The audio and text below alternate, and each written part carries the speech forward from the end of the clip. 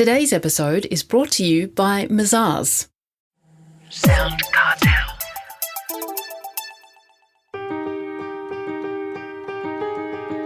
From SoundCartel, I'm Nicole Goodman, and this is Business Essentials Daily.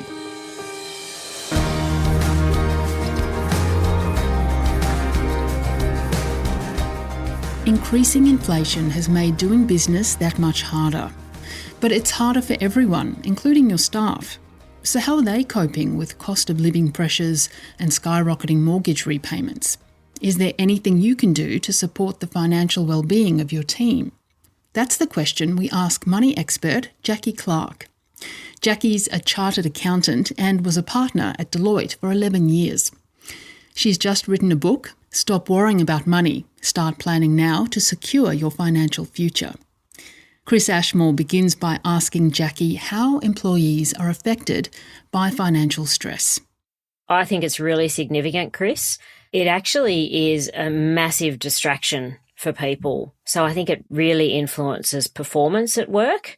I think the worst case scenario, people suffer from anxiety around money worries, but actually I think the worst case scenario is when people might cut corners in their job as well. So that could be anything. It could be just being distracted, not doing their job properly.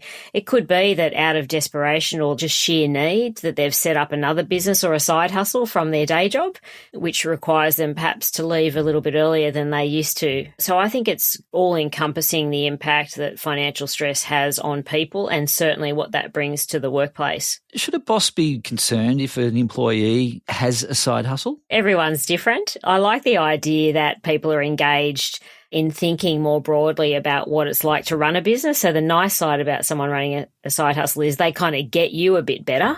The downside is perhaps that, again, with distraction, they may take their eye off the ball, perhaps in your business. So look, everyone's got a different view. I think it provides energy to people as well. So maybe it's the necessary energy to keep doing their day job.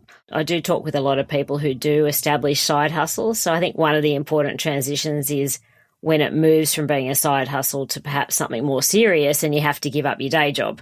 So that may be the downside for an employer if that's the case. Well, if a boss has employees that are facing financial stress or got money worries, how do they help them with their financial well-being? It's a tricky topic to broach because the natural thing that would come back at you as a boss is, well, I'd like to be paid more. Yeah. That will really help me out. But perhaps the other thing is understanding who people have around them. I raised the personal finance village. And I think it's a good place to start with an employee is understanding what type of support mechanisms they have around them when they've got money worries. So when I talk about the design of a personal finance village, it's about identifying people you trust who are appropriately qualified to give you advice about money. But actually the key thing is to really help you make non-emotional decisions about money and take that out of it so that you're actually thinking more broadly about why you need to spend the money or why you need to invest in a particular way.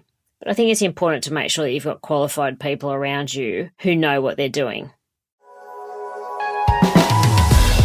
There's always a next step for your business. There's always help at every stage. As you grow your business, we're here to support you every step of the way. Move forward with Mazars. Visit mazars.com.au. That's mazars.com.au.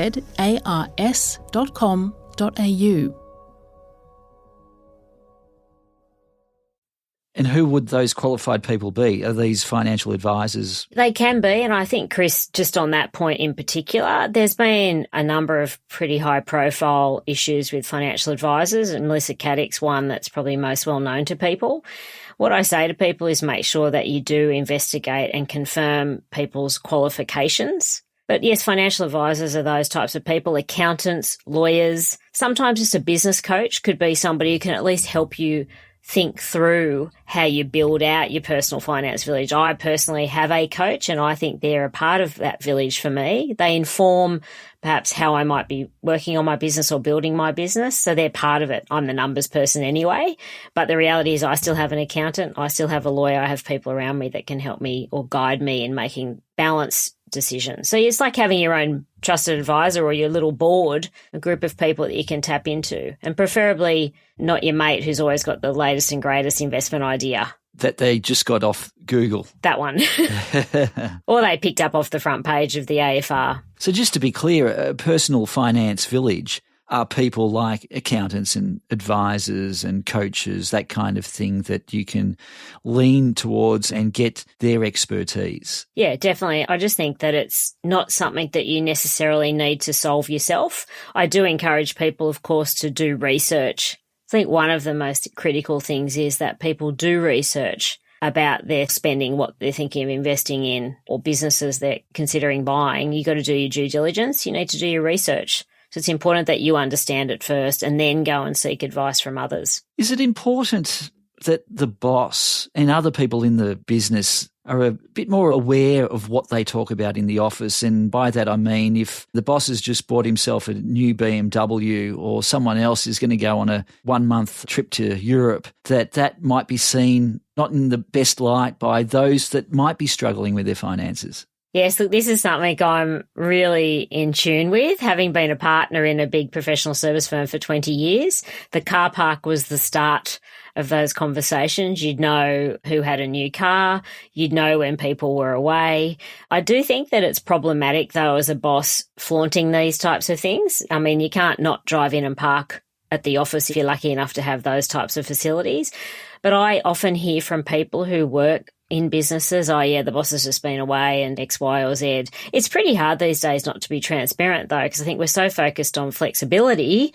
I can work anywhere. If I'm going to go to the US and ski in January, or I'm going to go to run with the bulls, I don't know, or hike a trail, then you can contact me. So it's a bit of a double-edged sword, but I do think that offering people the opportunity to grow in their roles and seek greater remuneration through taking on more is part of the opportunity, I guess. That was Jacqui Clarke, author of Stop Worrying About Money.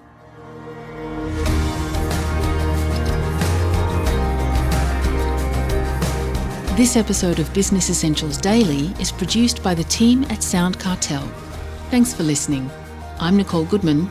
We'll bring you more Be Daily tomorrow. Follow @BE Daily Podcast across social media and head to bedaily.com.au for more from the Business Essentials Daily podcast. SoundCartel. This episode was brought to you by Mazars. To find out more, visit mazars.com.au. That's mazars.com.au.